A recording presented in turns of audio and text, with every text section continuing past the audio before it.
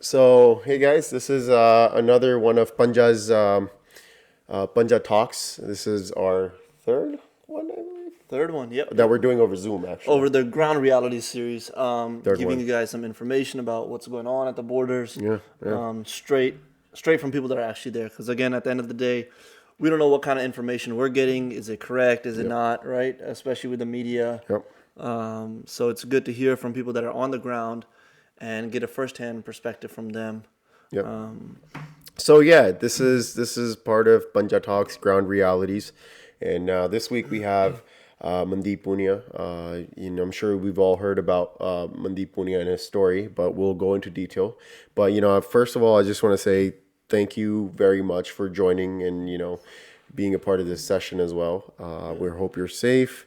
Last week we talked to Baji Jasveer Singh Muksar. Who was a journalist that's been there since November as well. I think November 26th was the day he got there. So he's been on the ground going through different borders, talking with different Kisans.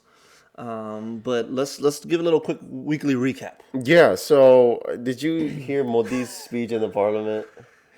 Honestly, he sounds like Trump to me sometimes. Man. You know what I mean? Like the things he says, he's very good at twisting his words. Yeah. Can I just say something? This is like a hot boy summer look.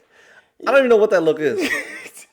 Honestly, I don't know what that is. He looks like one of those Pakhandi Babin. Yeah, Saad. So he looks like a Saad. And look at this tweet. That tweet he put out where he was, thanking Six and the contribution.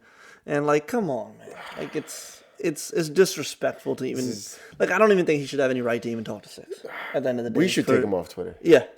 Right. Speaking of Twitter. So India, the government asked for about over 1,000 accounts to be banned. 1,100 something, yeah. Yeah. And they banned 500 accounts. Yeah, in the beginning, I think Twitter was saying they weren't going to do it. Yeah. And then after that, they did it. And I think there was reports about their staff was worried. Dude, they were going to jail Twitter's staff, if they weren't going to take action. And all of this falls under Article 96A, which basically says that, hey, if there's any sort of information that's tweeted or regurgitated or whatever it is, right? Yeah. And it threatens national security or defenses of India or creates hostility, they have a right to ban it. So it's an actual article. It's an article, yeah. To talk about a constitution that promises speech, but then again restricts it as well. That's ridiculous. So, yeah, it's a little weird, but... Two juggernauts going at it. Amazon versus Jio and Reliance. So we got Jeff Bezos and Mukesh Ambani.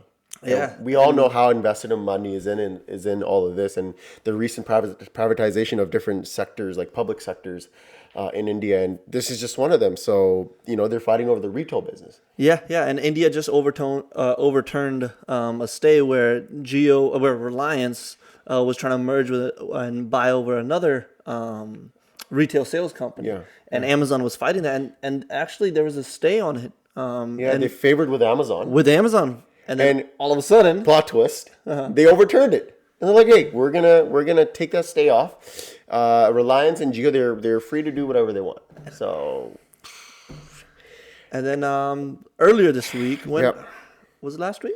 I think that earlier this week, earlier this week, we knew that there was a not a bounty, but a reward for any information on Deep Sidhu, for his arrest. So as we know, Deep Sidhu was not arrested, but he himself turned himself in.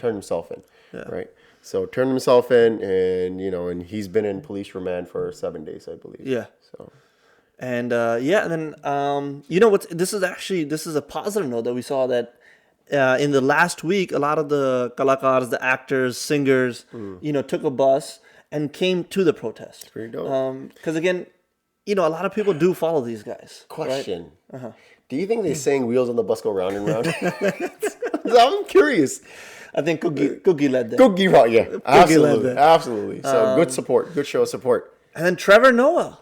Which man, he's big. We were waiting for that. He's big. I think we've been talking about it for a while. That he needs to pick this up, especially after Hassan Minhaj. Yeah. I like John Oliver, but hey, Trevor Noah. Trevor Noah's solid. He did good. And then We had a Mahapanchayat. The Mahapanchayat is basically a panchayat is where is a gathering in a village, right? And there's this is a Maha, like Maha basically meaning big. It's a big gathering of people. And the first one in Punjab that happened was in Jagrao, and about close to 50,000 people, I believe, showed yeah, up. a lot of people. And following that happened in Haryana.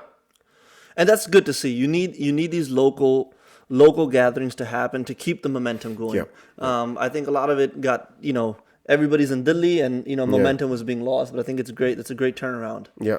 No, absolutely. That's really good. And still, we are hearing stories of people who are in prison currently, and from the youth all the way to our elders. And these two are just an example of elders that are just, they're lodged and facing harsh treatment. Yeah.